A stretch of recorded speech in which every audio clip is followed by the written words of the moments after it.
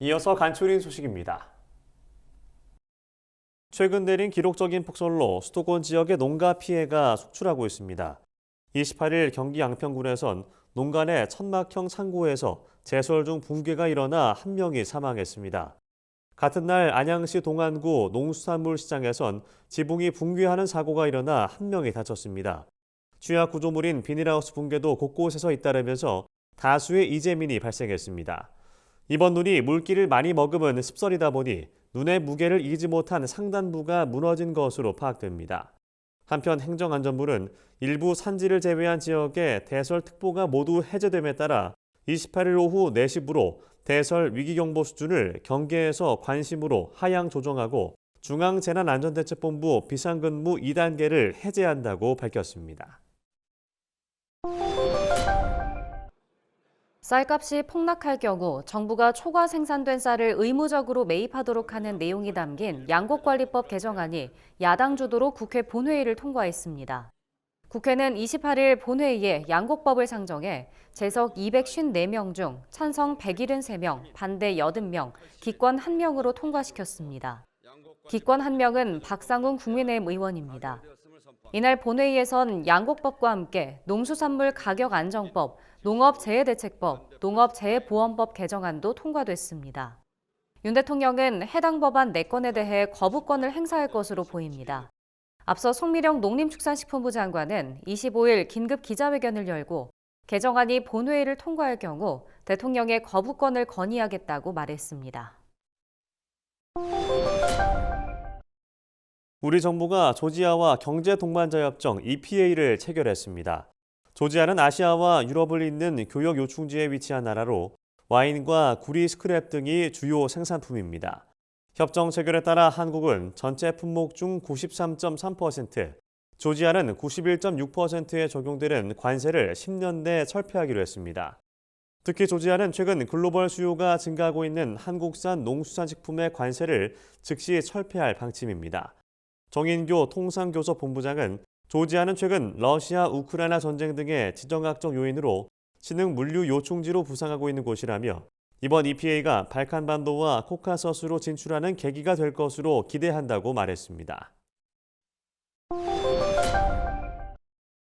강호동 농협중앙회장이 26일 인도 뉴델리 이프코 본사를 찾아 농자재 협력 확대 방안을 논의했습니다. 이프코는 세계 최대 비료 협동조합으로 회원 기관 수가 3만 6천여 곳에 달합니다. 농협과 이프코는 합작사인 이프코 키산 파이낸스를 통해 인도에 농업용 트랙터 구매 금융 서비스를 제공하고 있습니다. 범농협 계열사인 NH농협캐피탈은 이곳에 약 15%의 지분을 갖고 있습니다.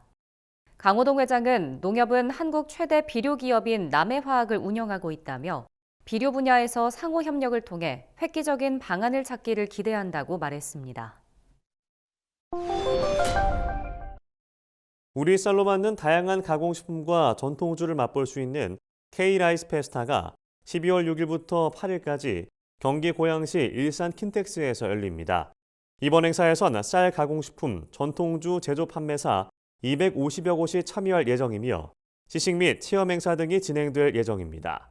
관람 희망자는 다음 달 5일까지 온라인 사전 등록을 하면 무료 입장이 가능합니다.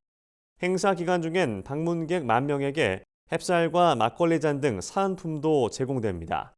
강호동 농협중앙회장은 우리 쌀 소비 촉진을 위해 국민들께서 이번 행사에 많은 관심을 갖고 참여해 주시기 바란다고 말했습니다. 강원도가 2024 공공서비스 디자인 우수과제 성과 공유 대회에서 행정안전부 장관상을 수상했습니다. 공공서비스 디자인은 국민의 요구를 파악해 정책과 서비스를 개발하는 국민 참여형 정책 모델입니다. 이번에 우수 사례로 선정된 강원도의 호흡기 질환자 농촌 치유 서비스는 농촌 자원을 활용한 심리적, 정서적 안정과 호흡 기능 개선 치유 서비스를 상품화했다는 점에서 높은 평가를 받았습니다. 특히 태백산맥 고랭지 지역의 이점을 활용한 것이 좋은 평가를 받았습니다. 전북 군산시가 농식품 기업의 경쟁력 확보를 위해 스마트 제조 기계와 설비를 지원하는 보조 사업을 추진합니다. 대상 사업은 농식품 기업 맞춤형 지원 사업과 농식품 기업 스마트 해썹 지원 사업, 창업식품 기업 지원 사업 등입니다.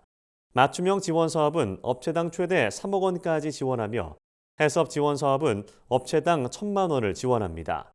군산시 관계자는 지원 사업을 통해 생산성 향상 및 인력난 해소에 도움이 될 수 있도록 하겠다고 말했습니다. 충북 충주시가 내년 노인 일자리 사업 참여자 5,966명을 모집합니다. 모집은 1차와 2차로 나눠 진행되며 1차에선 5,001명을, 2차에선 965명을 모집할 예정입니다.